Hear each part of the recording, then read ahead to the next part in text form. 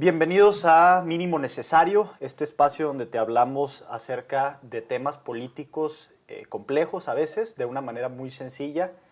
Estamos contentos de que esta es nuestra primera emisión, digamos, al aire, ya habiendo enseñado el proyecto en redes sociales. No es el primero que grabamos, pero sí es el primero que estamos haciendo muy público. El día de hoy estoy contento de que me acompañan en el estudio vía Zoom Carolina Hernández Tripp. Hola, ¿qué tal, Caro? ¿Cómo estás? Hola, buenas tardes a todos. Y por si no la conocen, bueno, Caro es experta en comunicación, lleva más de 20 años trabajando en estos temas. El día de hoy nos va a orientar sobre esto que vamos a hablar de las implicaciones políticas del COVID. Y también nos acompaña, como siempre, Julián León. ¿Qué tal, Julián? Hola, ¿cómo están todos? ¿Listos para debatir y platicar? Bueno, también Julián, experto en análisis de temas políticos, Julián, y también con gran amplia experiencia. Hacemos esto empoderados también por 31 más 1, Pensamiento Político, consultoría basada aquí en el área de Tijuana, Baja California. Yo soy Benjamín Castro, politólogo, licenciado en Ciencia Política del ITAM. El día de hoy vamos a hablar de este tema. ¿Cuáles son las consecuencias políticas del COVID-19? Se ha dicho mucho en medios que el COVID va a tener un amplio impacto en temas económicos y en la salud pública, pero quizá no hemos hecho suficiente énfasis en el reto político que se pone de enfrente. Hay cosas que van a cambiar, hay cosas que no van a ser como antes. En particular, hablaremos de qué va a pasar, digamos, con la popularidad del presidente de la República, si va a haber fenómenos de ebullición social y si va a haber cambios importantes en la manera en la que concebimos la política. Julián, habíamos hablado de, digamos, dos grandes temas, dos grandes factores. ¿Cuáles son y cómo los presentaríamos aquí? Pues bueno, básicamente el primero habla de la posible pérdida de credibilidad, ¿no? Es parte de lo que iremos viendo. En mi opinión, creo que ya inició. Algunas encuestas pues muestran que ante pues el manejo en las últimas semanas, bueno, más bien en las primeras semanas de la pandemia del COVID-19, de coronavirus, pues el gobierno federal para muchos no manejó las cosas como podrían haberlo hecho con suficiente tiempo, planeación y demás, que bueno, es subjetivo porque pues, realmente era una situación que nadie se esperaba, pero pues sí existieron momentos para hacerlo. Pero el caso es de que hay algunos elementos que podrían hablarse, que indicar, perdón, la pérdida de credibilidad. También está pues el hecho de que ante la situación económica, que es otro tema, por el COVID-19, pues muy probablemente la llamada 4T pues, no va a tener suficiente dinero para echar a andar el proyecto de nación de Andrés Manuel López Obrador y por consecuencia difícilmente van a lograr reducir la pobreza como era el principal pues objetivo, ¿no? de este gobierno, que yo creo que bueno, en eso sí coincidimos todos que debe ser el principal. La diferencia de opiniones está en la parte del cómo, ¿no?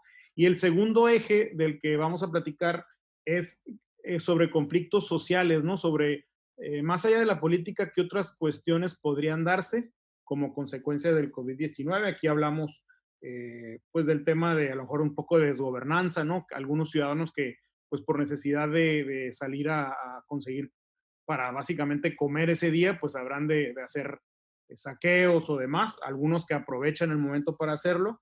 También, pues vemos un poco más como de polarización, ¿no? Entre ricos y pobres, pues vemos al gobierno tratando de asignarle parte de la responsabilidad del empleo a la IP. Yo creo que pues, es multifactorial. Y bueno, y también el tema de la descoordinación entre los estados y los municipios, ¿no? Entonces, básicamente esos son los dos ejes y los subtemas. Pues vamos a darle, ¿no? Déjame empezar con el primero, Julián. La pérdida de credibilidad en el discurso, digamos, transformador, este carácter transformador de la 4T. Si algo vimos en las elecciones pasadas es que desde el inicio este nuevo gobierno se posicionó no solamente como un cambio de partido, sino como una transformación al nivel de las tres grandes transformaciones que ha tenido este país, ¿no? Independencia, reforma y revolución, o sea, nada menos que eso. Por supuesto, ¿no? Se trata de una estrategia de comunicación política y es muy pronto para saber cuáles van a ser las consecuencias de este cambio de gobierno, ¿no? Nosotros empezaríamos cuestionando en un inicio eso, ¿no? ¿De qué trata esta cuarta transformación? ¿Dónde está? Y con este tema del COVID, ¿hacia dónde va a ir? Mencionabas algo acerca de que no va a haber dinero suficiente. ¿Qué factores son los que están generando que las arcas del gobierno estén, digamos, más vacías de lo que estaban al inicio de este proyecto? Bueno, son muchas, ¿no? Digo, el tema de la recesión mundial, la recesión que México ya empezaba a adicional independiente, mejor dicho, del coronavirus, enero, febrero, ya se veían algunos indicadores. Eso pues no ayuda porque si no hay desarrollo económico, pues hay menos impuestos. También el tema de los precios del petróleo, que reducen significativamente lo que ingresa el gobierno por la venta de gasolinas. Y bueno, definitivamente el principal tema va a ser qué es lo que va a pasar con la economía después de que pues pase la parte de la restricción sanitaria, ¿no? Yo creo que, pues digo, van a sufrir muchas empresas, van a sufrir muchos trabajadores y todo eso poco a poco le va a ir sumando que pues no va a tener suficiente dinero el gobierno. Adicional está también que pues podríamos decir que el gobierno ha insistido en una serie de proyectos estratégicos costosos, cuestionables, ¿no? Yo creo, por ejemplo, el Tren Maya, pues podríamos decir que tiene un buen fin, pero es mucho dinero, ¿no? El tema del aeropuerto de Santa Lucía versus el otro que ya estaban construyendo y detuvieron. O sea, son muchos elementos que te dan para darte cuenta que no va a tener suficiente dinero el gobierno, ¿no? O sea, son muchos factores. Claro, y hemos visto que se prioriza, esto te lo pregunto un poco más a ti, Caro, hemos visto en el manejo de medios y también en general que se ha priorizado esta narrativa de la distribución de ciertos apoyos, ¿no? Entiendo más o menos en los cálculos que el mismo gobierno hace que se han entregado más de 20 millones o cerca de 20 millones de apoyos de distinta índole, no todos bajo el mismo programa, lo cual generalmente lo que produce pues es una aceptación en los receptores, en las personas beneficiarias, que de alguna manera se puede leer como una especie de votantes duros, ¿no? De la base que está generando este gobierno.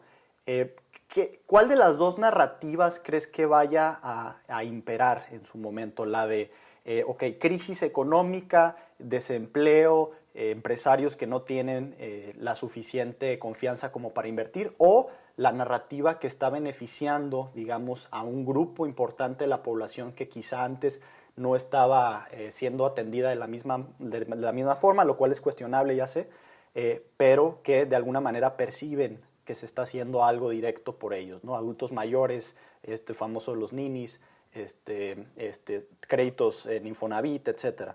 Bueno, para mí ese sigue siendo el único as bajo la manga que continúa teniendo nuestro presidente.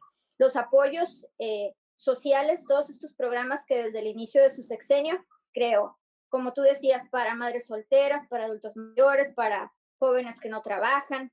Ese sigue siendo para mí la única estrategia clara y pues que trae para enfrentar esta crisis económica que vamos a enfrentar pues los mexicanos después de la contingencia. Decías tú, son 22 millones de mexicanos en pobreza que son beneficiados por estos programas, pero después de esta situación va a surgir una nueva clase, van a surgir más pobres en nuestro país que definitivamente se van a quedar fuera de todos esos apoyos, no van a alcanzar.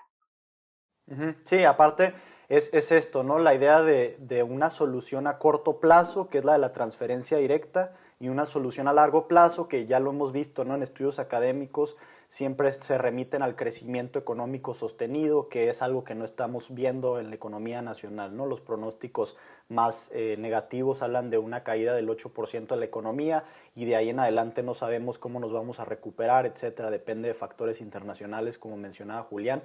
Pero te vuelvo a preguntar ese aspecto, quizá no tanto el evaluar la política pública, sino el aspecto de comunicación, o sea, cómo ¿cómo pudiera percibirse esto de cara a los siguientes meses? O sea, ¿crees que comunicativamente el gobierno federal lo ha hecho bien, lo ha hecho mal, le ha faltado, le va a pegar esto? Vemos ciertas encuestas que parece que sí le va a pegar, pero todavía quizás es pronto. ¿Cómo lo ves?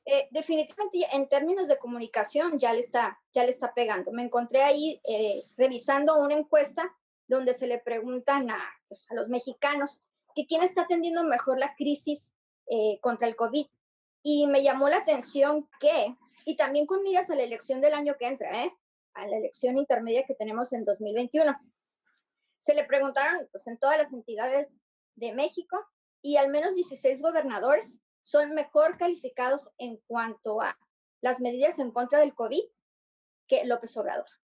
Y me llamó mucho la atención que en el top 5 de los mejor calificados está Mauricio Vila, de Yucatán, está Francisco Domínguez de Querétaro, está Claudia Sheinbaum del Estado de México, Carlos Mendoza de Baja California Sur y José Rosas Aispuro de Durango. Entonces, Julián, si me ayudas, ¿quién de estos gobernadores son del PAN? Pues todos salvo Claudia Sheinbaum. Exactamente. O sea, en el top 5 de los mejores, de los gobernadores que son mejor calificados en cuanto a las medidas que se están tomando en sus entidades, 4 son del PAN. Que también, digo, tiene que ver la encuesta, ¿no? También ahí un poco juega, ¿no? Sí, claro. Sí, hay que ver. Digo, definitivamente yo creo que eso nos puede conectar muy bien con el segundo tema. Es justamente el tema de que va a haber más conflictos en general. Y ahorita lo que vemos es que COVID-19 ha sido una oportunidad muy, muy, muy buena para ciertos políticos, justamente los de oposición, para tratar de ganar una buena tajada política a través de lo que está sucediendo, ¿no? Que finalmente pues es una realidad que es difícil de medir o de ponderar justamente en el momento en el que estamos, ¿no? En el huracán. Si lo comparamos con distintos países, hay países muy desarrollados que han tomado políticas menos restrictivas que las que México. Pienso, por ejemplo, en Suecia. Hay países desarrollados que han tomado medidas mucho más restrictivas, ¿no? España, Italia, etcétera. Pero finalmente lo que nos damos cuenta es eso, ¿no? Que no hay un manejo estándar en democracias de cómo se debe haber hecho, lo cual representa obviamente una oportunidad para que los políticos de oposición y otros grupos empiecen a criticar la estrategia, ¿no? Porque no hay una respuesta correcta, universal, digamos, ¿no? Entonces, pues obviamente también de todas maneras juega la percepción de la población, ¿no? En esta encuesta. Pero vemos a una oposición pues fuerte, crítica de la situación que estamos atravesando actualmente por México. Yo no veo a ningún líder ni ninguna figura importante como crítico de lo que está haciendo el gobierno federal. Sí, comparto, no sé cómo lo vea Julián. Pues mira, yo creo que algo que hay que tomar como punto de partida es el hecho de que pues, a todos absolutamente esta situación pues los tomó por sorpresa, ¿no? Y yo creo que por más que se hubieran preparado desde enero, febrero, la parte médica, la crisis que se está empezando a vivir en Tijuana, sobre todo en otros estados, era inevitable, ¿no? O sea, eso, por más que se hubieran preparado, creo que sucedía. La diferencia está en cómo han administrado la comunicación los diferentes gobiernos, ¿no? En el caso particular, por ejemplo, de Estados Unidos, me parece que se tardó Trump en entrarle al tema, pero una vez que lo hizo, le entró de frente y él ha sido el que ha estado comunicando principalmente sobre el tema. Y creo que a mediano o largo plazo va a ayudarle más eso para su campaña que afectarle, ¿no? Ahora, digo, a lo mejor ya para noviembre los efectos económicos van a ser mucho mayores y podría darnos para otro podcast todo ese tema de la elección de Estados Unidos, hay que hacerlo, pero creo que es un contraste muy grande con López Obrador, que básicamente en México quien ha estado comunicando el tema ha sido el subsecretario López-Gatell, en lugar de López Obrador. De repente sí salen las mañaneras, habla del tema, pero López Obrador sí se tardó muchísimo y creo que esa es una cuestión que sí le está afectando ahorita a corto, mediano plazo.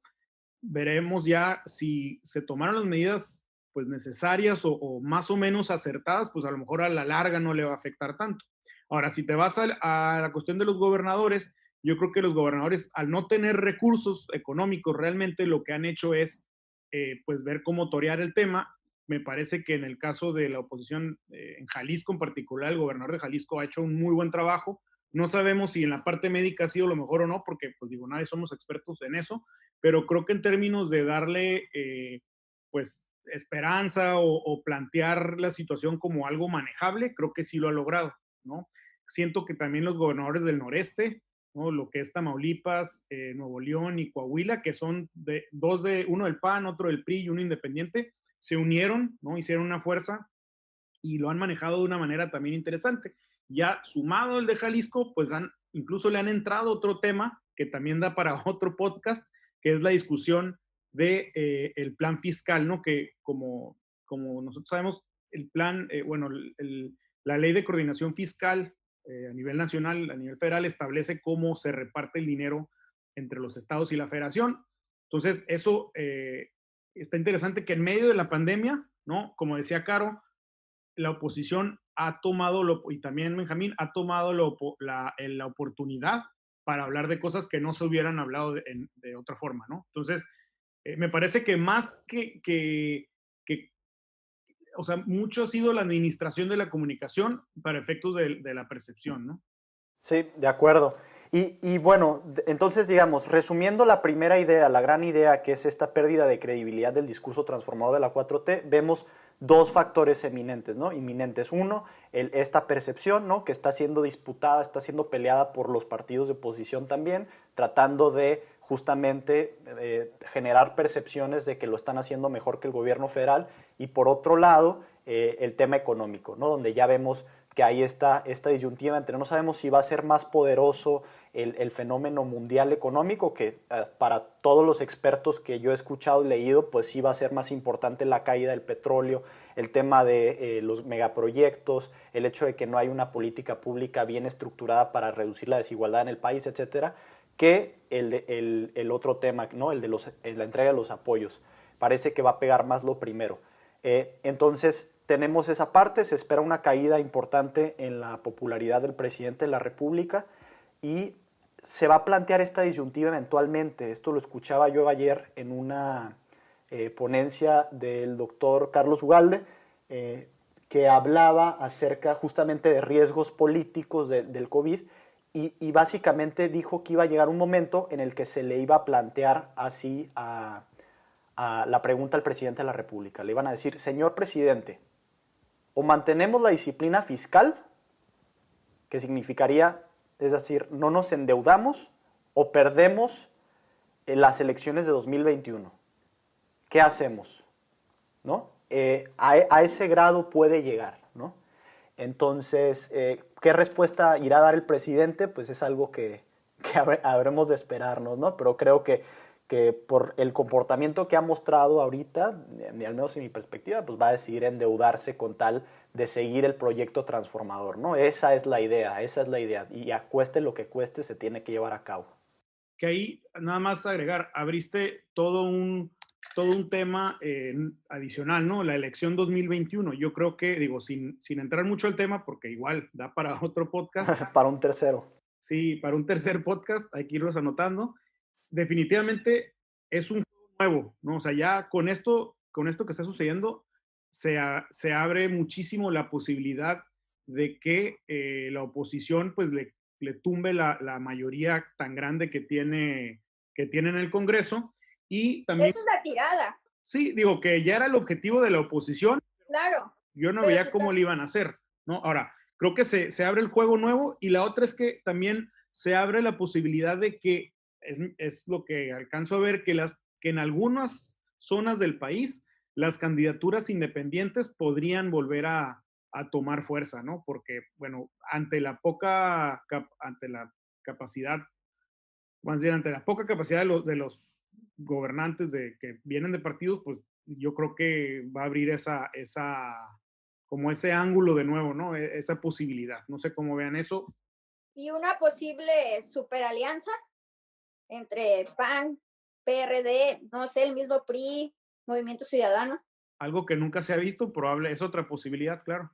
Puede ser. Yo justamente eso también lo he visto. He visto que hay una caída importante en la popularidad de Morena como partido, incluso mayor a la que ha tenido presidente López Obrador, pero no implica eso una subida en la popularidad de los demás partidos políticos. Sí, de hecho, el financiero, no, perdón, la semana pasada sacó un periódico nacional justo una encuesta relacionada donde baja Morena de 2 meses para acá, casi a la mitad de lo que tenía de respaldo, pero definitivamente ninguno de los partidos de oposición logra esa caída y lo que crece es el que no sabe o no contesta, ¿no? Entonces, por eso mi comentario de que en una de esas las candidaturas independientes vuelven a tomar fuerza. Ok, vamos al segundo tema, al segundo bloque, que es, entonces ya pasamos toda la primera parte de implicaciones políticas. La segunda es esto, más conflictos, al menos en 3 frentes, ya los mencionaba Julián: descoordinación entre el gobierno federal y estatal y los municipales, no se diga.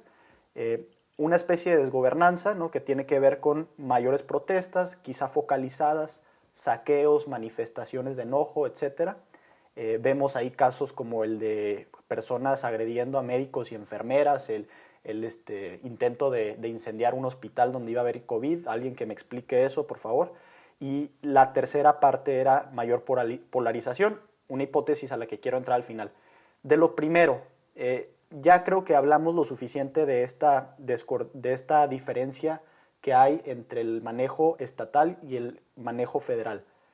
¿Cómo la descoordinación entre estos elementos políticos pudieran generar un escenario político distinto? Incluso, digo, estamos grabando y ayer justo hubo una diferencia entre el gobierno federal y el gobierno local, ¿no?, de Baja California, que son del mismo partido, en términos del número de fallecidos y ¿Qué casos? de casos de COVID, y se generó toda una situación muy, muy interesante, que creo que, digo, a paréntesis, me parece que el gobernador de Baja California ha encontrado 2 momentos clave, ¿no?, para engancharse y salir, creo, de una manera, en la opinión pública, positiva, punto y aparte del manejo local. Ha logrado, creo, capturar pues comentarios positivos cuando pues se fue en contra de la delegada del Seguro Social, en una cuestión ahí donde Derbez sale y hace ruido, y también más importante lo de ayer, ¿no?, donde se queja contra el gobierno federal, y creo que en las 2 instancias pues generó simpatías entre la población de Baja California, ¿no? Punto y aparte de cómo se ha manejado localmente el tema, ¿no? Entonces, pero bueno, el punto es que sí hay esa descoordinación, incluso entre gobiernos del mismo partido, ¿no? Bueno, lo que yo creo es que simplemente a un nivel operativo, a un nivel de resolver los problemas, pues va a generar menores resultados positivos que si hubiera una coordinación, una estructura, una estrategia bien bajada desde arriba, ¿no? Digamos. Digo, no ayudó nada que a principios de año o a finales de 2019, mejor dicho, se empezó una, pues, reestructurar todo el sistema de salud, ¿no? Eliminaron lo que era el Seguro Popular y crearon el INDAVI, es el Insabi. INSABI.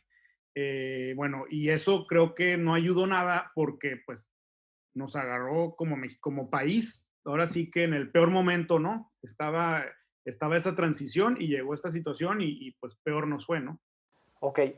Segundo elemento de más conflictos, Caro, este tema de la desgobernanza. Empezamos a ver que hay protestas focalizadas, que hay saqueos. Digo, nada ha sido tan grave aún, pero sí vemos que hay manifestaciones de enojo. No sabemos qué puede pasar si económicamente empieza a haber desempleos masivos, despidos, etcétera. ¿Cómo ves esa situación? ¿Crees que pudiera llegar a ser realmente problemática de modo tal que el gobierno federal pierda control de zonas porque la gente está molesta, porque la gente necesita defender lo que es suyo, digamos, su familia, y no encuentra cómo más que con la criminalidad, digamos? Definitivamente, ayer leía una nota de un robo en una escuela, se llevaron equipo de cómputo y demás materiales en una escuela pública, y el mensaje que dejaron estas personas fue: lo sentimos, tenemos que mantener a nuestras familias, no queremos morirnos de hambre. Entonces, tristemente va a empezar a suceder. O sea, la delincuencia va a ir en aumento bajo esta circunstancia. Que no ha disminuido, realmente sigue aumentando, digo. No, sí, no han descansado. O sea, el número de muertes, feminicidios y demás siguen en aumento. Claro, entonces, y eso nos lleva a, digamos, el tercer factor político de mayor conflicto, que es el de mayor polarización también. Si ya de por sí, desde que fue la elección presidencial pasada, se explotó este discurso de alguna manera de los desprotegidos contra los beneficiados del sistema, ricos contra pobres, etc. Creo que hay grandes posibilidades de que ese discurso se vuelva cada vez más relevante. ¿Por qué? Al menos por dos razones. La primera es que el virus que estamos enfrentando como sociedad es un virus que vino a estar aquí por el hecho de pues, personas de alto poder adquisitivo, quizá no millonarios, lo que sea, pero que al menos tienen la capacidad de viajar a Europa, viajar a Asia, y allá contraen la enfermedad y regresan a México y entonces empiezan las dispersiones, ¿no? Y por otro lado, el tema de que los empresarios pues pueden llegarse a tachar de poco solidarios si empiezan a haber despidos masivos, si empieza a haber fuga de capitales, si empieza a haber frenos a la inversión. ¿Cómo ven esta posibilidad? O sea, ¿cómo ven esta posible explotación del discurso ricos contra pobres más acentuado ahora a través del COVID? Pues digo, definitivamente puede crecer esa narrativa que planteabas, ¿no? De que el virus llegó de fuera por gente de dinero que viajó. Digo, sin duda eso puede tomar fuerza, pero creo que lo que más ha hecho que crezca o la posibilidad de que crezca esta polarización, sin duda, pues es pues ahora sí que el esfuerzo, creo, muy consciente del presidente de la República, ¿no? Ideológicamente tienen un objetivo, ¿no? De plantear justo esto que comentas, ¿no? En su meta, en su objetivo de primero los pobres, que yo en esencia en eso estoy de acuerdo, en donde no estoy de acuerdo es en el cómo, ¿no? Creo que ese es el gran debate en México de los últimos X años, es cómo sacar adelante a la población. Entonces, sin duda, el que más le echa leña a ese fuego, pues es el presidente. Ahora, también, pues le conviene tal vez, y por eso lo hace, ¿no? Yo creo que el presidente es un político. Pues sí, tiene una base de 22 millones de personas que se ven beneficiadas de sus programas sociales. Entonces, por eso continúa enriqueciendo esta narrativa del rico contra el pobre. Sí. Y también digo, el hecho de que está de alguna manera pasándole la factura a los empresarios de la cuestión inevitable de desempleo masivo que habrá, que hay que aclarar, ya venía desde el año pasado una recesión en México, pues ahora con esta situación es, pues yo creo que incalculable incluso en este momento, pero ha hecho, en términos de comunicación, ha hecho buen trabajo en asignarle al empresario. A la iniciativa privada, al empresario, al asignarle esta responsabilidad, ¿no? Cuando incluso ni siquiera es del mismo gobierno, ¿no? Pero pues le conviene al gobierno establecer que no fueron ellos, ¿no? Entonces, eso es un factor de por qué sí puede crecer esa narrativa y pues digo, vamos a ver cómo se va dando en estos meses, ¿no? Digo, también no veo a la iniciativa privada con una buena estrategia para contrarrestar esto. En efecto. Bueno, con eso vamos a cerrar el programa. El tema del sector privado creo que también es muy, muy relevante porque pudieran llegar a ser un contrapeso político importante. Sin embargo, pues el año pasado lo que vimos fue que se comprometieron a generar una cierta cantidad de empleos y de inversión que obviamente ya no va a suceder, ¿no? Creo que hablaban de 30,000 millones de dólares, una cantidad pues que francamente es poco posible que suceda y ahí pues se amarraron solitos, ¿no? Frente al presidente y a lo mejor cerraron ciertas puertas o ciertas posibilidades de diálogo. Últimas conclusiones rápidas. ¿Qué más políticamente que ven?